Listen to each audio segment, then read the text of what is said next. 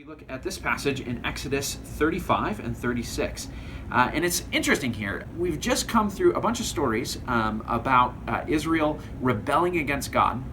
But when we turn the page to 35, we realize, oh my goodness, we're talking about the tabernacle again.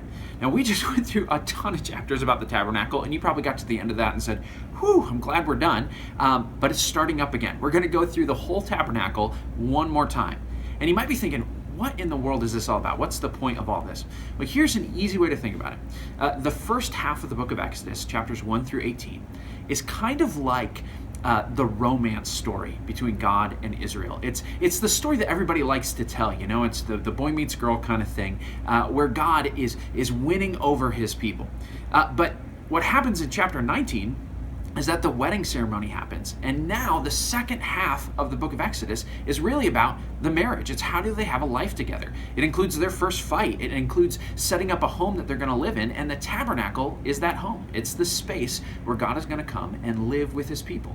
And so it's actually the kind of the nuts and bolts of how they're going to relate to each other in this new covenant that God and his people have formed. So that's the context here. And that's why we're talking about the tabernacle one more time. As we look and make some observations in this section, let me share some of the things that I saw. One thing that was something striking in this section is in chapter 35, in verse 31, it mentions a man named Bezalel, who it says was filled with the Spirit of God. Now, the reason that was striking is because as we've been reading through the Old Testament, the Spirit has not been mentioned all that much.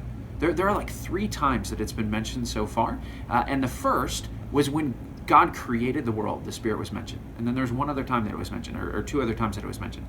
And so when we get to here, it's sort of struck at me as like, wow, look, the Spirit of God is involved in this.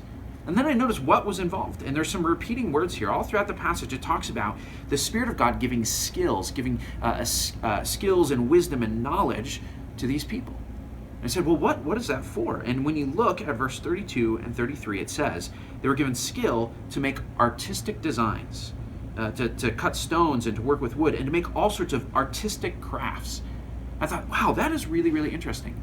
One of the few times early in the Bible when the Spirit comes up, it says that it gave skills to people to be creative, to be artistic, to fill God's house with beauty. That's so cool. So from those observations, this is the message that I got. The Spirit of God equips some people to create beauty so that God will be worshiped.